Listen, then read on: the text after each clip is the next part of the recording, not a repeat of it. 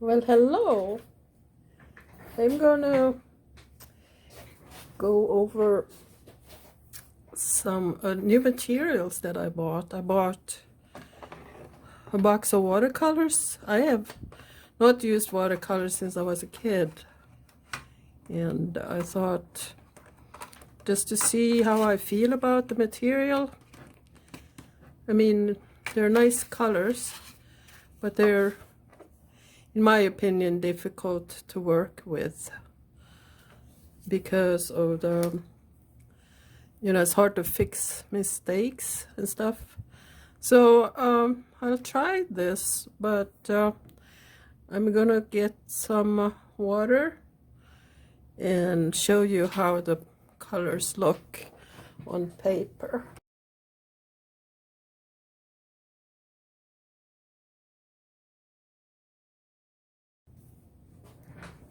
I think the Grabie brand is probably Chinese.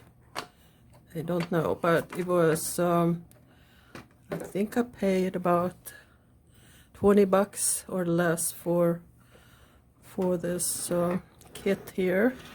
It has a water brush that you can fill with water. I already have one going here. They're not, this one, so you have to squeeze pretty hard to get the water out of it, but I haven't tried this one yet. It might be pretty easy. Let me see what it does. Well, I would have to go and fill it. So, and it also came with a brush, and it's a very, very soft brush. I don't really care for soft brushes much. I mean, super soft, but I'm going to show you. I got this a while back just to test watercolors, and as you can see, they are pretty bright.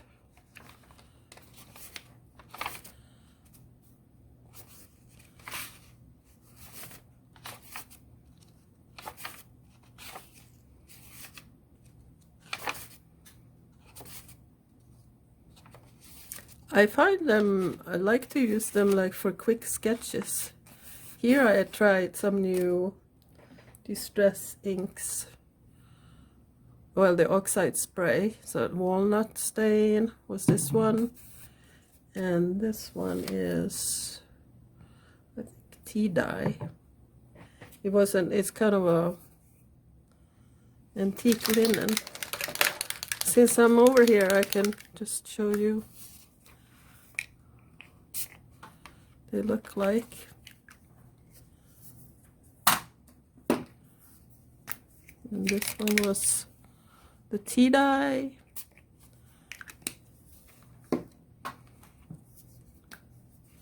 And this is the walnut ink. I actually bought it just for the walnut ink, really.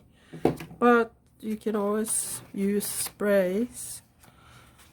So I like them a lot. They have a rich color when they're dry, and you can spatter with it some.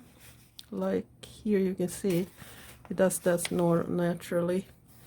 I'm gonna just take this off here so I can turn the pages. This looks good.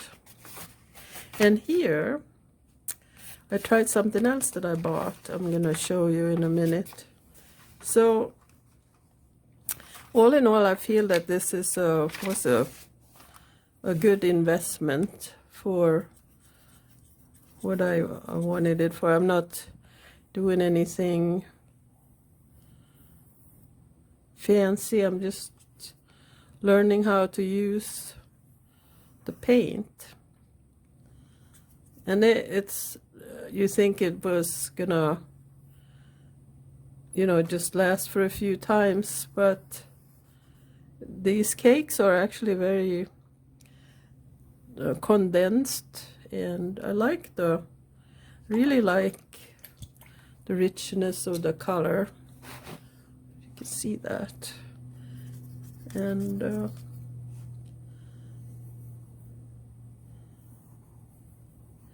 You can always, of course, go over it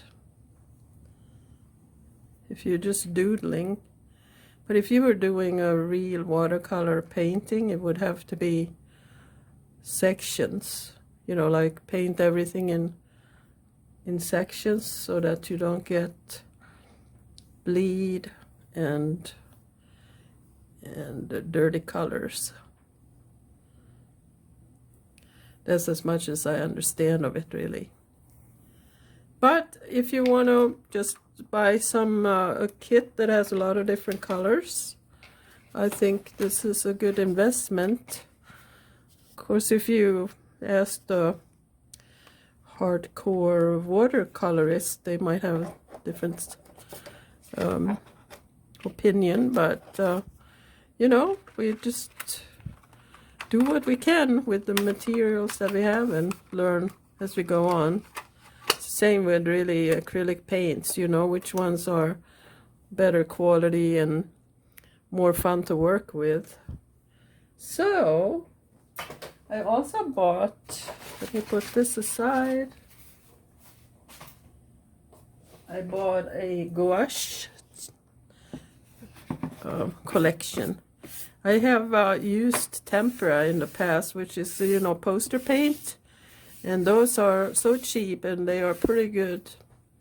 So why not use the less expensive materials so that you can test them and see how you like them, because we're all different, right? So I opened this. It's this brand, Himi or Himi or Himi maybe. I mean, you don't know sometimes these names. And here it has a swatch sheet. It's 24 colors and a palette. Oops, palette, I guess you say. That was messy. Here's some abstract paint. So I opened, they were, you know, I have to say they were difficult to open. So I left one so you could see. I paid, I think, about $16 for this on Amazon. It was on sale. So this one's pretty easy, but other ones I had to use tongs or pliers to open. It was very annoying, but I realized they have to have a tight seal so they don't leak. It was not the easiest. So there it is, and it also comes with 3 brushes, which I haven't tried. Let me open that.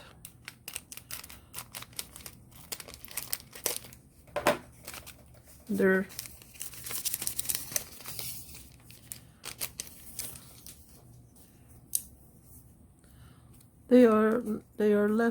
not as soft as a watercolor pencil, I mean brush. But I did do some testing here too. My little, so these are the colors, or some of them. And the thing with the gouache, it just dries completely flat, which is nice if you don't want to have glare. You know, acrylic paints usually leave a little bit of a sheen to it if you don't want it. So let me show you. So it's like a cream, it's like a custard.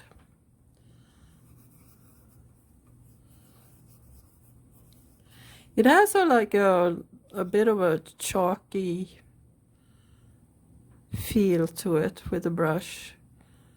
I guess there is a lot of chalk in this, although I could be wrong. I don't know, but it's non-toxic, so that is always a plus.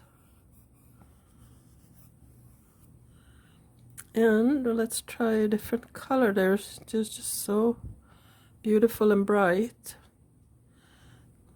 Definitely a lot more pigment in this than a watercolor, in my opinion. So it's a super rich color. And one definitely can use these for painting instead of using acrylics. The one thing about this paint is that when it dries, you can still wet it. I'll show you.